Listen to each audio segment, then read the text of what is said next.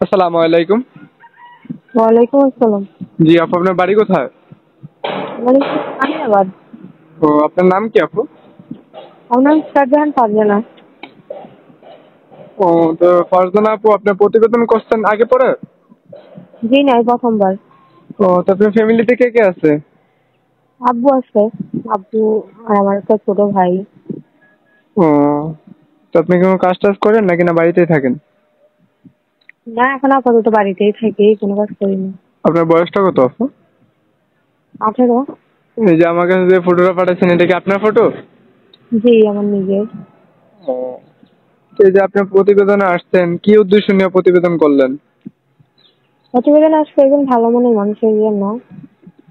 যদি মানুষটা একটু বয়স্ক হয়, যদি আগে পরে বিয়ে করে থাকে, তাতে আপনার সমস্যা আছে? না, আমার কোনো অসুবিধা নেই, যদি আমার দায়িত্ব, ফ্যামিলির দায়িত্ব নিতে পারে তাহলে আমার কোনো অসুবিধা নেই।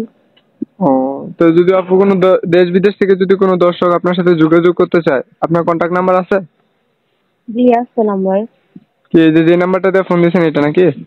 জি, এই নাম্বারটা। এটা কি ইমো নাম্বার নাকি বাটন মোবাইলের? জি না, এটা আমার বাটন ফোন। আচ্ছা ঠিক আছে, আমি আমার দর্শকের উদ্দেশ্যে বলে দিব, যদি কোনো দর্শক আপনার ফটোটা দেখা পছন্দ করে আপনাকে ফোন দেয়, ধরে কথা বললেন। হ্যাঁ, অবশ্যই কথা বলবো, ধীরে তো প্রতিবেদনে আসছি। এইটাই না, অনেকে দর্শকরা বলে যে অনেকে মোবাইল বন্ধ করে রাখে, কথা বলে না, কাইটা দেয়। ওকে আপু, আসসালামু আলাইকুম। ওয়ালাইকুম আসসালাম।